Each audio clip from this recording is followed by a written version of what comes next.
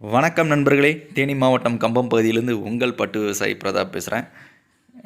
ரொம்ப நாள் ஆச்சு நம்ம வீடியோ போட்டு. ஸோ பார்த்தீங்க அப்படின்னா 13வது பேட்ச் வெற்றிகரமாக போயிட்டுருக்கு. ஃபைனல் தருணத்தில் இருக்கோம். இந்த தருணத்தில் பார்த்தீங்க அப்படின்னா தேனி மாவட்டம் பகுதியிலிருந்து கலசலிங்கம் காலேஜிலேருந்து அக்ரிகல்ச்சர் டிபார்ட்மெண்ட் படிக்கிற மாணவிகள் வந்து நம்மக்கிட்ட வந்து இதை எப்படி பண்ணுறீங்க அப்படின்னு சொல்லி முறையாக வந்து சில விஷயங்களை வந்து கேட்டு தெரிஞ்சுக்கிட்டாங்க. அவங்களோட கல்வி வளர்ச்சிக்காகவும் வருங்கால விவசாய வளர்ச்சிக்காகவும் சில விஷயங்களை நாங்கள் பகிர்ந்துக்கிட்டோம். பரவாயில்ல, நம்மளுடைய இளம் மாணவிகள் விவசாயத்துறையிலேருந்து மிக அருமையான கேள்விகள்லாம் நிறையா கேட்டாங்க. ஸோ நம்மளும் அதுக்கேற்ற மாதிரி நிறைய பதில்கள்லாம் நிறையா சொல்லி அவங்களுக்கு புரியும் விதத்தில் வந்து தெளிவான விஷயங்களை நம்ம பகிர்ந்துக்கிட்டோம். நண்பர்களே, பட்டுப்புழு வளர்ப்பில் எவ்வளோ இதில் என்னென்ன வகைகள் இருக்குதுன்னு சொல்லி பகிர்ந்துக்கிட்டோம். அது மாதிரி இந்த பட்டு ஆடை நம்ம கடையில் போய் பர்ச்சேஸ் பண்ணுறோம். அந்த பட்டு ஆடைக்கு பின்னால் இவ்வளோ பெரிய விவசாயத்துறையிலேருந்து இவ்வளோ பெரிய ப்ராசஸ் இருக்குன்ற விஷயத்த அவங்க வியப்பூட்டும் வகையில் வந்து தெரிஞ்சுக்கிட்டாங்க நண்பர்களே.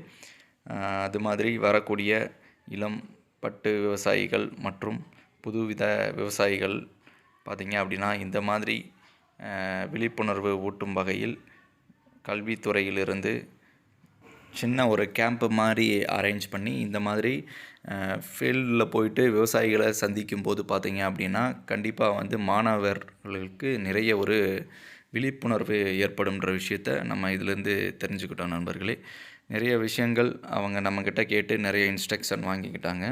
ஸோ வாங்கிட்டு அதை எப்படி எந்த அளவுக்கு லேர்ன் பண்ணுறாங்கன்ற விஷயத்த நம்ம பார்க்கலாம். நண்பர்களே, இந்த சரௌண்டிங்கில் இந்த மாதிரி முதல் முறையாக வந்து நாங்கள் உங்களை தான் இந்த பட்டு செரிகல்ச்சர் டிபார்ட்மெண்ட் சைடில் விசிட் பண்ணியிருக்கோம் அப்படின்ற விஷயத்தையும் நம்மளுக்கு தகவலில் சொன்னாங்க.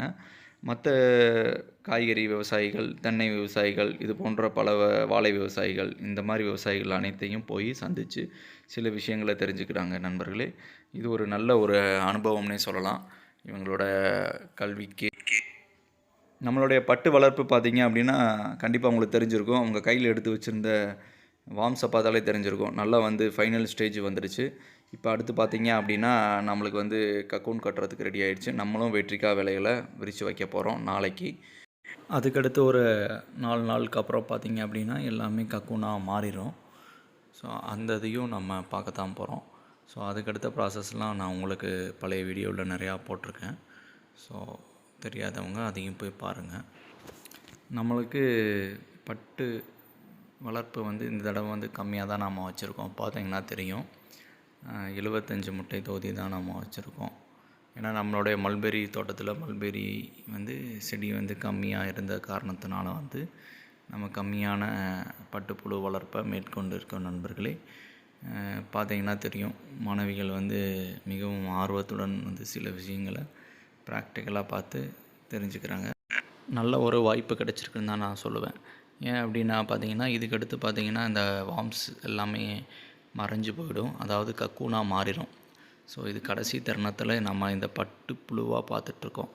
இதுக்கப்புறம் பார்த்திங்க அப்படின்னா அது வந்து பீப்பாவாக மாறி ஸோ பட்டு கூடுக்குள்ளே இது இருக்கும். இதை நம்ம வந்து வார்மாக பார்க்கறதுக்கு வாய்ப்பே கம்மி.